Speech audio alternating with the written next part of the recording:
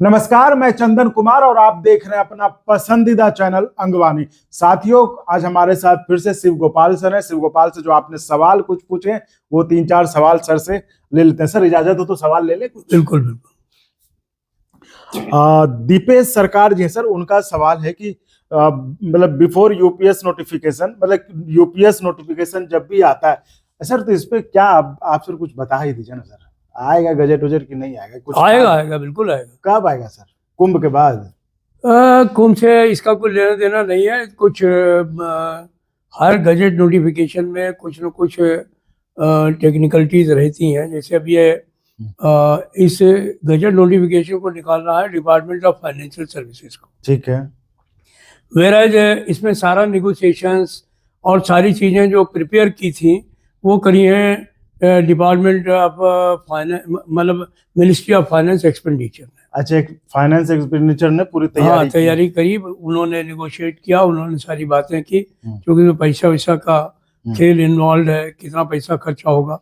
आप देखिए कि पिछली बार जब इस पर जब उन्होंने इसकी घोषणा की थी तो उस समय उन्होंने कहा था कि हमने 670 करोड़ रुपए इसके एरियर पेमेंट करने के लिए रखे हैं। जी जी, आप अभी आप बजट आ रहा है, आप देखिएगा ये 670 करोड़ रुपए बढ़ने वाला है।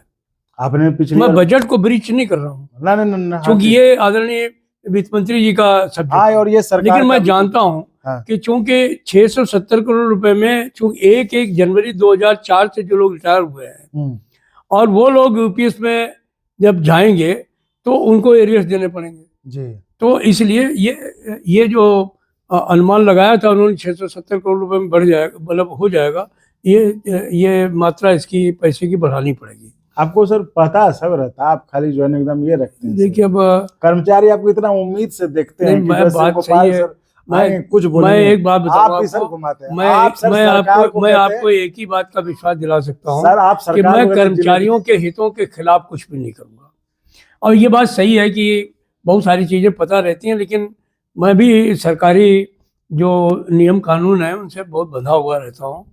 और जिस संस्था का जैसे स्टाफ साइड का मैं सेक्रेटरी हूँ तो मुझे उसकी मर्यादा का भी ख्याल रखना पड़ता है। आप जो ट्रेन सरकार को कहते हैं जलेबी तो आप बनाते हैं बड़ा एकदम। नहीं, जलेबी तो हम नहीं बनाते हैं, हम तो बनी हुई जलेबी का छोर ढूंढते हैं, कभी कभी ढूंढ भी लेते हैं।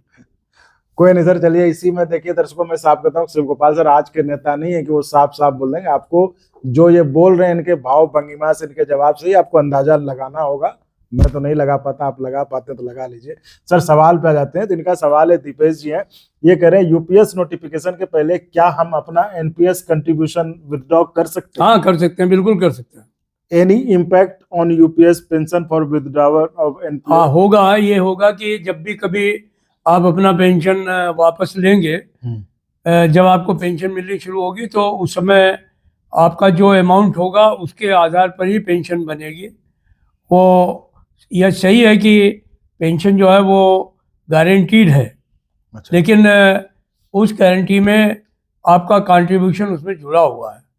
तो इसलिए अगर आपने मान लीजिए थोड़ी देर के लिए आपका कंट्रीब्यूशन 4 लाख रुपए है और आपने उसमें 3 लाख रुपए विड्रॉ कर लिए तो निश्चित तौर पर आपका जो पेंशन है वो प्रोरेटा बेसिस पे कम हो जाएगी। तो दूसरा सवाल है सर, रेलवे से है, ये आशीष जी हैं, वो लिख रहे हैं कि सुपरवाइजर कैडर में जो प्रमोशन का है, जो 4600 से 50% 4800 में गए, तो सेम उसी टाइम 4200 वालों का 50% 4600 में जाएगा कि नहीं? ऐसा होगा? अभी नहीं जाएगा, लेकिन अभी एक मीटिंग बुलाई गई थी, माननीय मंत्री जी ने एक कमेटी बनाई है, उस कमेटी के सामने हम लोग गए थे तो वहाँ पर हम लोगों ने मांग की है कि जितने % आप 4800 में भेज रहे हैं उतने ही % आपको 4200 में से 4600 में भी भेजना चाहिए। और इस पर रेल मंत्रालय गंभीरता से विचार कर रहा है। सर ये कह रहे हैं, दूसरा सवाल है कि यूपीएस नोटिफिकेशन तो खैर आपने बता ही दिया, अब बहुत दिनों से जेसीएम की मीटिंग नहीं हुई है, क्या हाल फिलहाल? हाँ, बहुत जल्दी होने वाली है। डीओपीटी सेक्रेटरी नहीं थी, इस वजह से नहीं हुई। अभी उन्होंने ज्वाइन कर लिया है 2 जनवरी को, तो अभी बहुत जल्दी तत्काल हो सकता है 1-2 दिन में हमारा उनसे मुलाकात भी हो। और मैं बीच में कैबिनेट सेक्रेटरी से बात कर चुका हूं और उनसे कह चुका हूं कि हमारी स्टैंडिंग कमेटी और नेशनल काउंसिल की मीटिंग होनी चाहिए। मुझे आशा है कि फरवरी महीने में हम लोगों की स्टैंडिंग कमेटी की मीटिंग हो जाएगी, और अगर पार्लियामेंट बाधा नहीं बनी तो हो सकता है कि सैटरडे वगैरह में जो है वो कोई नेशनल काउंसिल की मीटिंग भी हो जाए। सैटरडे मतलब से फरवरी में? फरवरी से।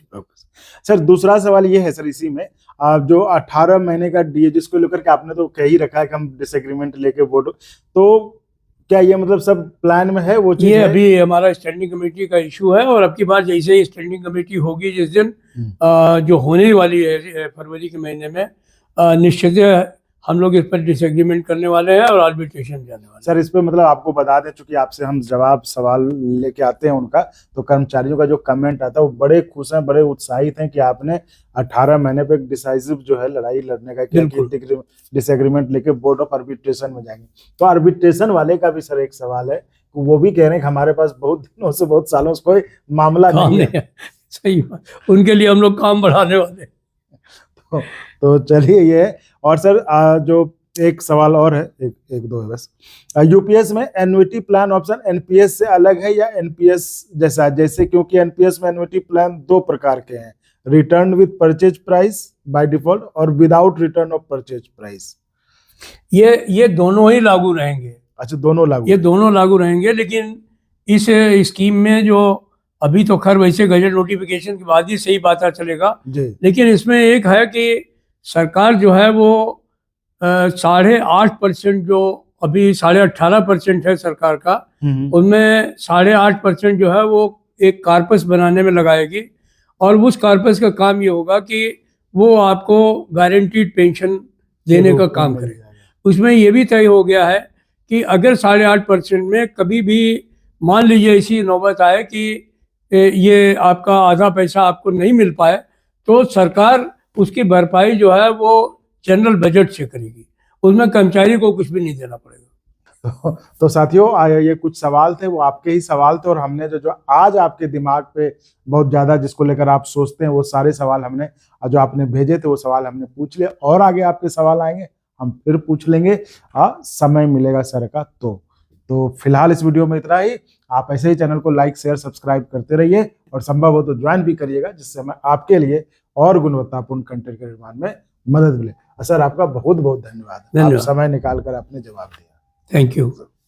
और अगर आपको अच्छा लगा तो एक बार और आपको मैं कहना चाहूँगा कि आप इसको प्लीज सब्सक्राइब और शेयर करते रहें, ताकि हमारा भी मनोबल और सपोर्ट बना रहे।